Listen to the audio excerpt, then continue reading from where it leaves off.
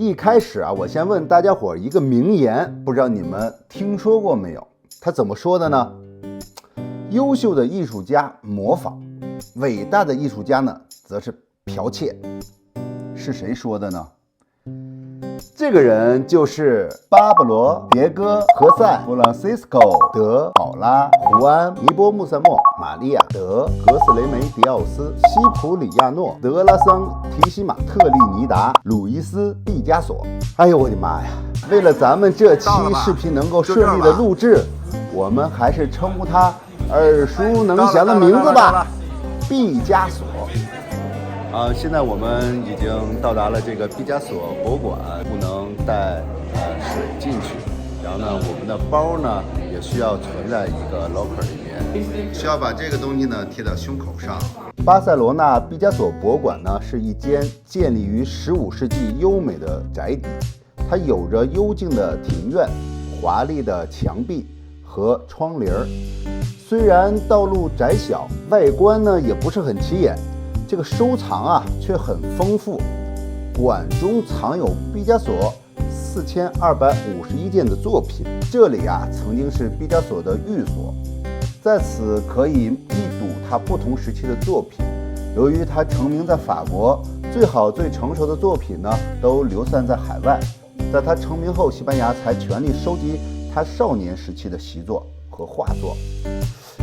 这下西班牙这肠子都悔青了吧？你说说，没法说。1968年，为了悼念好友的逝世，毕加索向博物馆捐赠了蓝色肖像以及58幅宫中侍女系列油画。1970年呢，他向博物馆提供了最后一批家族收藏，包括从童年至青年时期的921件油画和素描。由于这个藏品数量不断增长，博物馆先后于1970年、1958年和1999年将旁边4座相邻的建筑收为场馆。2003年重新装修后呢，一条走廊贯通5座建筑内部，整座博物馆的结构基本定型了。巴塞罗那的毕加索博物馆这个展厅绘画作品主要以时间为序，分别为早年时期、还有求学时期、还有蓝色时期和粉红色时期。另外呢，还有2间展示了专门呈现毕加索在1917年创作的作品。1881年10月25日，毕加索生于西班牙王国安达鲁西亚15号，他是个天蝎座啊。毕加索受洗之后啊，被授予以教名啊，就是刚才那么长的名字，不再重复了，太长了。这个西班牙语呢是这个啊，最后是 Picasso 啊。一连串的这个教名代表对多位圣教徒与亲戚的敬意。另外，按照西班牙人命名的习惯呢，肯定是要加上父母的这个姓氏的，那肯定他就叫路易斯·毕加索了啊。这是艺术家父亲的肖像，家人呢是这个毕加索早年的绘画的对象，父亲和妹妹成为他最初的模特。这是毕加索的父亲，他的父亲也是名画家。毕加索的父亲也是一位画家，专攻自然素描、鸟类等动物，一生担任工艺学校的艺术教授和当地艺术馆的馆长。毕加索很小的时候呢，就展现出对绘画的热情与能力。据说，毕加索张口的第一个会说的词是批呲批呲，是西班牙铅笔的简短发音。7岁时呢，毕加索的父亲开始正式训练他学习人物素描和油画。一次偶然，父亲发现毕加索对他未完成的鸽子素描涂色。在仔细观察毕加索的笔法后，毕加索的父亲深深地觉得他这13岁的儿子已经超越了他，并发誓从此他不再画画。毕加索的父亲和叔父决定把毕加索送到西班牙一流的艺术学校去学习，马德里的皇家圣费尔南多美术学院。1896年，毕加索为了参加一个大型展览会，他决定画一套具有沙龙风格的作品。他征求父亲的意见，最后呢选中3个题材。第一个呢是祭坛男孩，第二个呢是第一次圣餐，第3个呢就是科学与慈善，既有宗教又有科学的。4月，巴塞罗那全市美术展览会上，毕加索的第一次圣餐陈列在第一展览室，标价1500比塞塔。5月15日，巴塞罗那日报上刊登了一篇对这次展览的综合评述，其中也提到了这幅画，称其画中人物富于感情，线条明快。这个是当时16岁的毕加索画的，可见他的这个画工了得呀。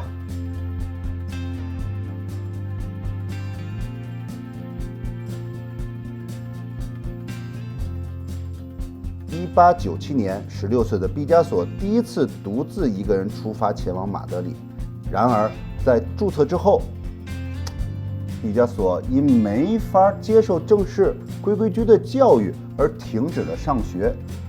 这个毕加索特别崇拜埃尔格雷考，他的特色像什么拉长的肢体呀、醒目的颜色呀、神秘的面容啊，都深深影响着毕加索的画风。科学与慈善在巴塞罗那全市美术展览会上展出第一次圣餐时并获得了一定的好评后，这个毕加索做好足够的思想准备，把自己的情绪、心理调整到最佳状态。毕加索的父亲叫唐霍塞，破天荒地亲自做模特，于是他就成为画面左侧坐在病人旁边的医生。唐霍塞一生拘谨踏实，极少照相，后人也许只能通过这位医生来想象他的模样。儿子毕加索充分借鉴流行印象派的技巧，在以赭色、棕色表现悲悯和忧郁的同时呢，映衬着紫红、黄绿诸色，从而一扫伤感颓废之风，画面成熟稳重，泰然自若。虽然没有摆脱学院派的影子，却对未来的风格呢有所预示。比如病妇那只柔软细长的手，就好比一段安详优美的语言在款款的倾诉。而躺在床上的病妇呢，她则借用了现实生活中的女乞丐。这些呢是刚才的草图，这是绘画当中的草图。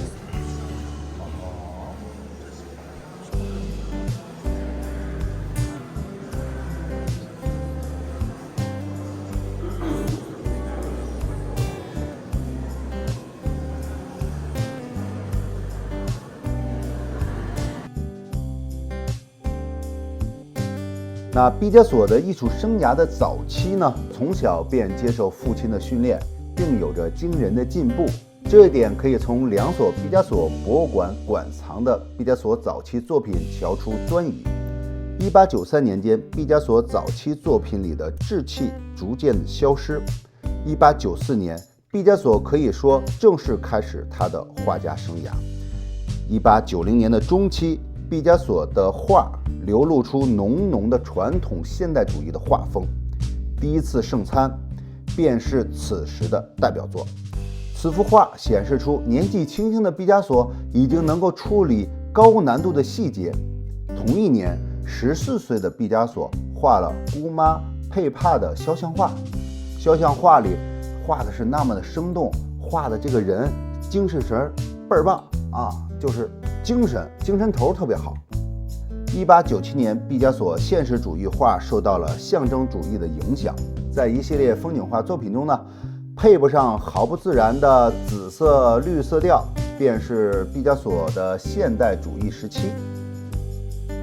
此时期的毕加索的作品呢，受到了罗塞蒂、史丹林、图卢斯罗特雷克、爱德华蒙克等人的影响，融合了他钦佩的画家埃尔格雷考的特色，而产生了毕加索独特的现代画风。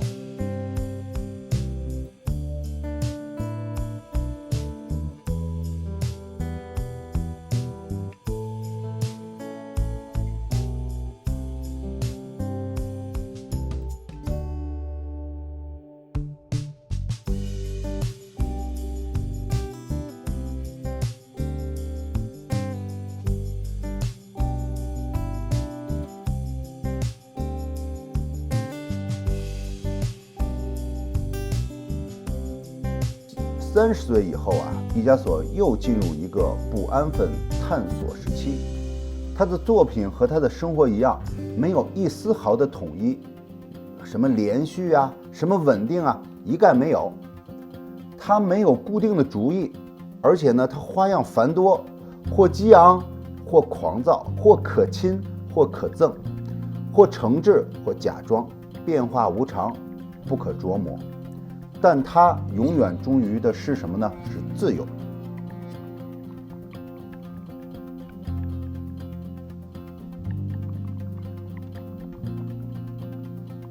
现代主义罗拉，约1899年，拉蒙卡萨斯路线，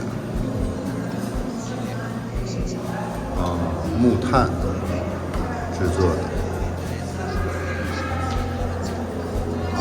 首次在4只猫的作品展，木炭绘制在纸基底上。现代主义。蓝色时期的毕加索受到他朋友卡洛斯的自杀的影响，使得蓝色时期的画呢经常出现阴郁的感觉。这个时期的画作呢以蓝色与绿色的色调为主，极少使用温暖的颜色。在这段时间，毕加索创作了许多描绘着骨瘦如柴的母亲与孩子的作品，用色阴暗，并有时以娼妓与乞丐为主题。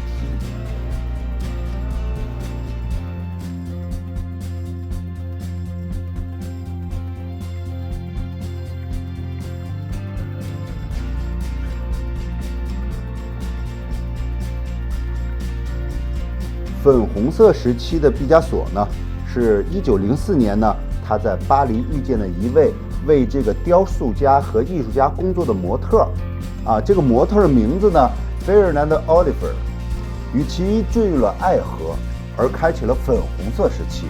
是啊，这心情肯定一下就开了嘛，啪扣开了是吧？毕加索受到费尔南德之间的这个甜蜜的关系的影响呢，而大量使用了鲜明乐观的橘和粉红色系，题材多描绘马戏团的人们、杂戏表演与丑角，这成为毕加索个人特色之一。而1904年呢，被视为是蓝色时期与玫瑰时期之间的过渡期。这个玫瑰时期就是刚才我们所说的是粉红色时期。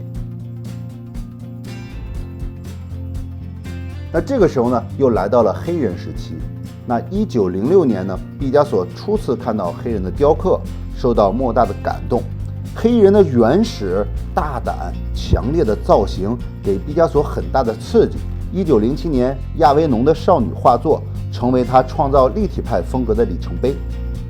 毕加索的立体派基本上不是纯美学的，是走向理性的、抽象的，将物体重新构成、组合，给人带来更新、更深刻的感受。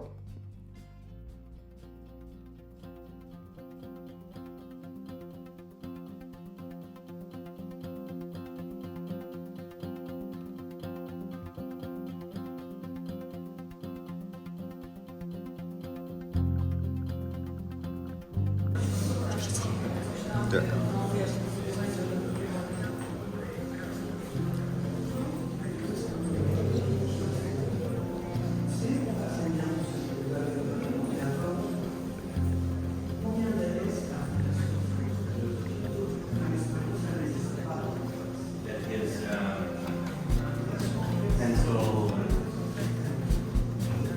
你看这种细节，还有沙，这都是草图啊。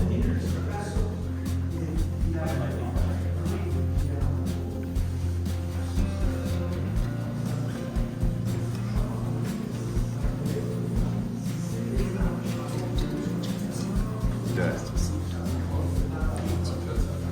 这个不是跟幼儿园的小孩画的都差不多吗？你看这里，所以我就说，这种艺术的东西吧，你就是从萌芽小孩在初学画的时候就别管它，这些东西就完全不分好坏，就是一种想象的东西。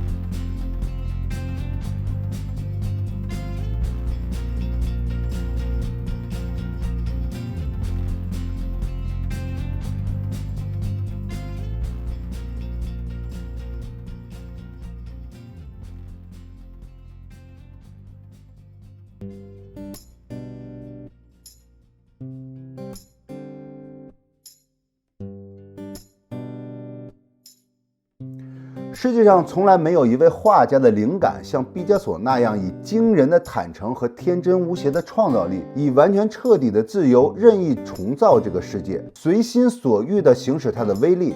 他不要规定，不要偏见，什么都不要，什么都要去创造。他在艺术历程上没有规矩可循，从自然主义到表现主义，从古典主义到浪漫主义，然后又回到现实主义，从具体到抽象，来来去去，他反对一切束缚和宇宙间所有神圣的看法，只有绝对自由才适合他。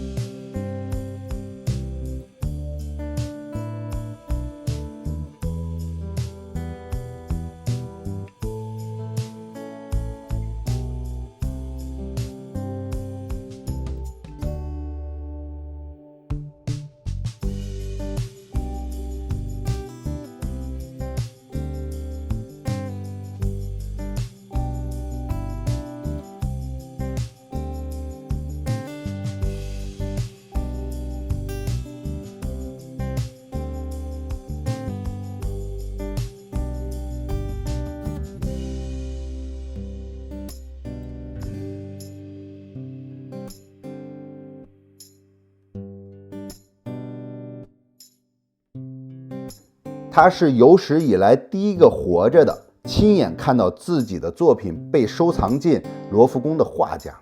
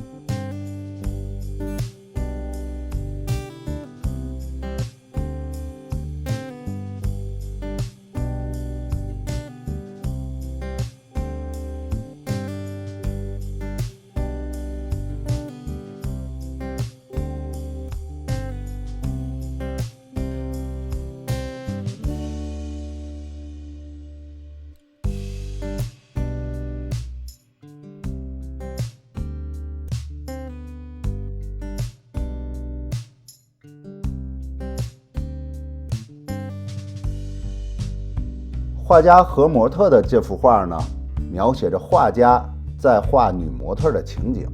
右侧的这个裸女呢，坐在地上，画家坐在椅子上，聚精会神的作画。背景呢简略，人物呢充满画面。画家完全以自我立体派面貌来表现对象，他将人体拉长、压扁、扭曲、调位，从而获得令人惊骇的艺术效果。他的岁数已经很大了，这是1960年的。他在最早期的时候，他画的是很规整的，是学院派的，后来逐渐才改变画风。现在呢就来到了他的晚期。这个时候呢，正是这个西班牙内战和第2次世界大战期间，士兵成了这个毕加索创作的主题题材之一。他的作品中的步兵象征了男性权利与欲望。初期呢，这些士兵形象是鲁莽的，画面内容呢往往跟随着爱情与征服，而晚期的士兵呢，形象呢就越来越平淡，甚至呢出现了疲惫。在这些作品中呢，似乎可以感觉到毕加索老了、累了。白鸽呢是这个毕加索经常使用的形象，用来象征和平与反暴力。那1962年，毕加索呢也获得了列宁和平奖。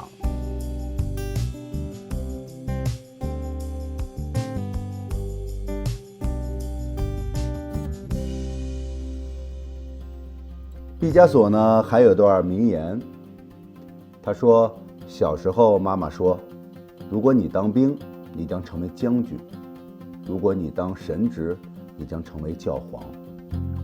我想成为画家，于是我成为了毕加索。毕加索还说过，艺术家就像是一个装满情感的容器，这些情感可能来自于天空，来自大地，来自一片纸屑，一抹人影，甚至是一张蜘蛛网。巴特勒，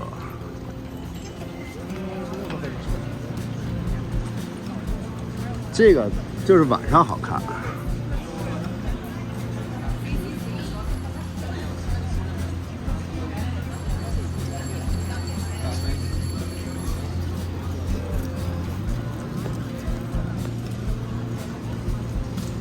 巴特罗之家现在所有的景点全部都是人山人海，然后这面的入场呢都是按照买票的时间分别去入场的。